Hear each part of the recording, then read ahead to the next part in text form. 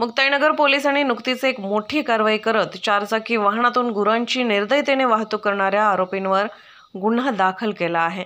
या कारवाईने नागरिकांमध्ये संताप व्यक्त केला असून पोलिसांनी आरोपीस अटक केल्याची माहिती मिळाली आहे। मिळालेल्या माहितीनुसार वाहन क्रमांक MH48Y0356 असलेल्या चारचाकी वाहनात बैलांची निर्दयतेने वाहतूक केली जात होती। हा प्रकार मुक्ताईनगर ते मलकापूर राष्ट्रीय महामार्गावर खडसे फार्म हाऊस जवळून वाहतूक होत असल्याची गोपनीय माहिती पोलिसांना मिळाली। त्या ठिकाणी पोलिसांनी तात्काळ कारवाई केली आणि वाहनातील गुरांची सुटका केली।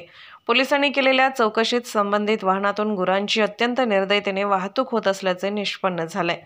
वाहनात गुरांना कोंबून आणले होते। या प्रकरणी पोलिसांनी संशयित आरोपी म्हणून मन्यार शेख मुस्तफा शेख अरमान वय 25 राहणार सीड फार्म मुक्ताईनगर यांच्यावर गुन्हा दाखल करण्यात आला आहे। पुढील तपास पोलीस नाईक संदीप वानखेडे हे करीत आहेत।